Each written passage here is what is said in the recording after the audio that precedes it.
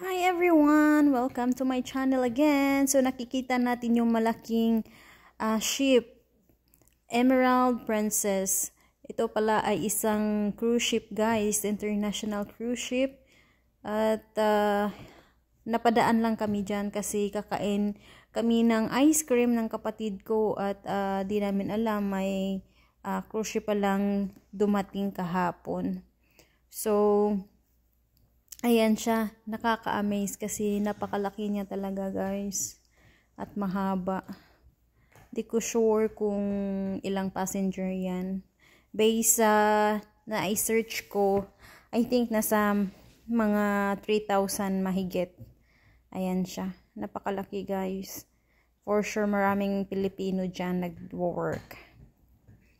Ayan.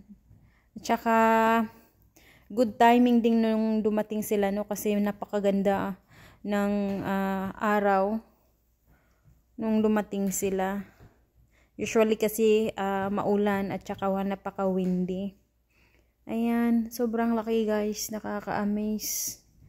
Ayan, yung downtown. Nakikita nyo yan. So, dumaan lang kami at sinusulit namin yung view kasi matraffic guys, sobrang traffic. Pa-picture at video tayo niyan. Tapos nag-stop over din naman kami para makapag-photoshoot. Timing din, 'di ba? Ayan siya guys, oh.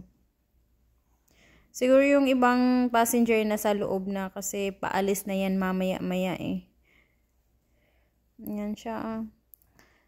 Ang laki-laki ng barko nito. Hindi ko alam kung saan galing.